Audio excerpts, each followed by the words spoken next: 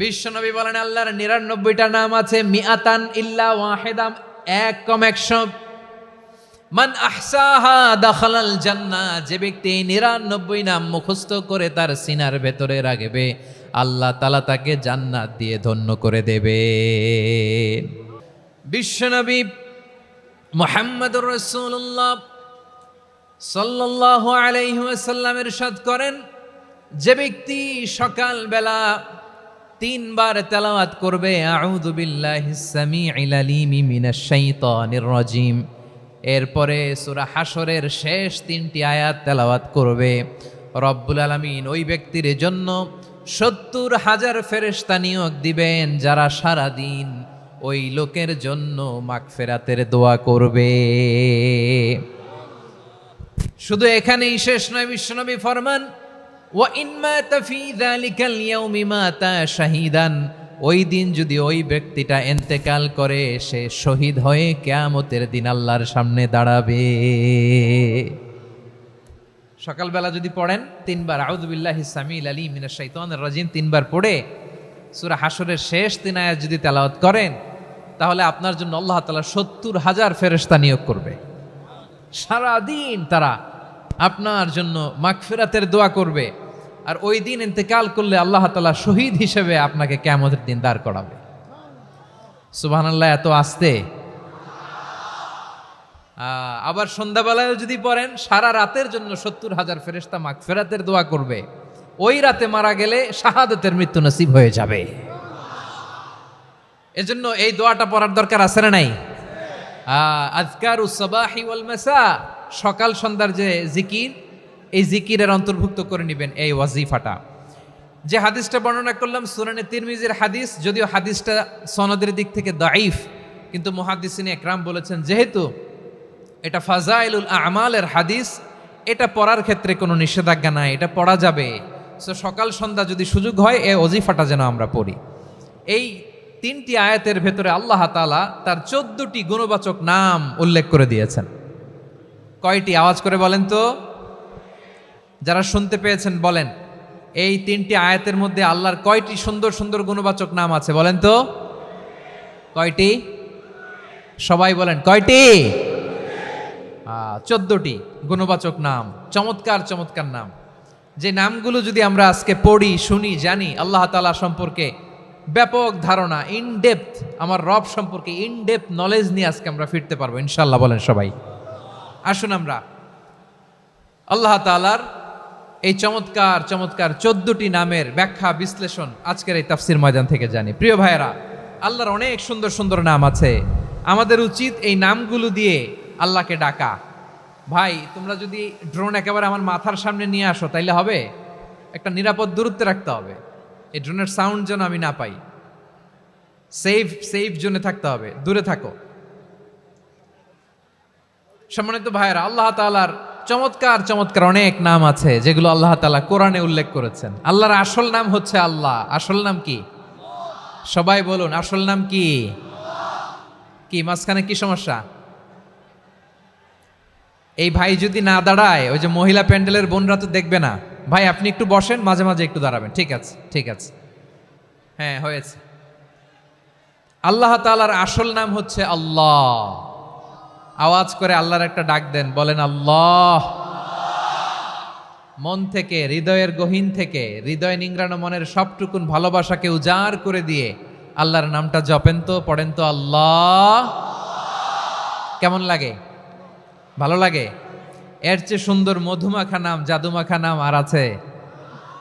দু একজন বলছে নাই। আওয়াজ করে বলেন, এর চেয়ে সুন্দর নাম আর আছে? আল্লাহ নাম যতই জপি ততই মধুর লাগে, নামে এত জাদু থাকে কে জানি তো আগে। আল্লাহ নাম যতই জপি, ও নাম জপে প্রিয়তম, ও নামে জপে মজনু সম, ওই নামে পাপিয়া গাহে হৃদয় গোলাপে বাগে। আল্লাহ নাম যতই জপি। আল্লাহু আকবার। এত মধুর নাম আর দ্বিতীয়টা নাই, যতই জপি ততই ভাল লাগে, ঠিক কিনা বলেন?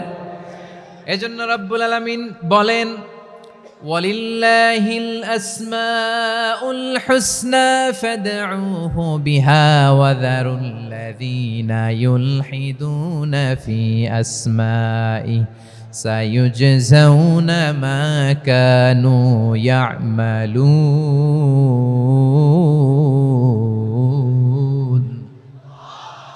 আল্লাহ বললেন আমার অনেক সুন্দর সুন্দর নাম আছে, অনেকগুলো গুণবাচক সুন্দরতম নাম আছে, তোমরা এই নামগুলো ধরে আমি আল্লাহরে ডাকো, আর যারা আমি আল্লাহর নামের বিকৃতি ঘটায় তাদেরকে তোমরা বর্জন করো, আর তারা দুনিয়াতে যা করেছে আখিরাতের ফল তারা ঠিকই পাবে। সুবহানাল্লাহ বলেন। আল্লাহর অনেক সুন্দর সুন্দর নাম আছে, এগুলো ধরে ডাকতে বলা হয়েছে, আর যারা আল্লাহর নামের বিকৃতি করে তাদেরকে বর্জন করতে বলা হয়েছে। আপনি আল্লাহর নামের জিকির যখন করবেন, আপনি আমার আল্লাহর নামের বিকৃতি করতে পারবেন? বারোয়াখালীর ভাইরা বুঝে থাকলে আওয়াজ দেন, আল্লাহর নামের বিকৃতি করা যাবে? আপনি যখন জিকির করবেন স্পষ্ট শব্দে আল্লাহর নামটা বোঝা যেতে হবে। সুবহানাল্লাহ ওয়ালহামদুলিল্লাহ লা ইলাহা ইল্লাল্লাহ আল্লাহু আকবার একসাথে মিলিয়ে করেন, অথবা আলাদা আলাদা করেন, অথবা শুধু আল্লাহ আল্লাহ এই নামের জিকিরও যদি করেন স্পষ্ট বোঝা যাইতে হবে। আল্লাহর নামের বিকৃতি করা যাবে, কিন্তু আল্লাহর নামের বিকৃতি করে জিকির এদেশে আছে না নাই? আছে। দেখবেন জিকিরের মধ্যে হুই হুই হুই হুই হুই এরকম করতেছে, আছে না নাই? সবাই মিলে লাফাচ্ছে, দফাচ্ছে, মাথা ঝুলাচ্ছে, আর কি কি যেন বলে, ওইটার মধ্যে আমি আল্লাহর নাম খুঁজে পাই না, এরকম আছে না নাই? হ্যাঁ, হই হই করে কিম্ভূত কিমাকার অদ্ভুত আওয়াজ করে তারা জিকির করে, সেখানে আল্লাহর নাম নাই। এই জিকির আল্লাহর কাছে গ্রহণযোগ্য হবে? আল্লাহ বলেন ওয়াযারুল্লাযীনা ইউলহিদুনা ফি আসমাইহি, খবরদার আমার নামের যারা বিকৃতি ঘটায় তাদেরকে তোমরা বর্জন করো।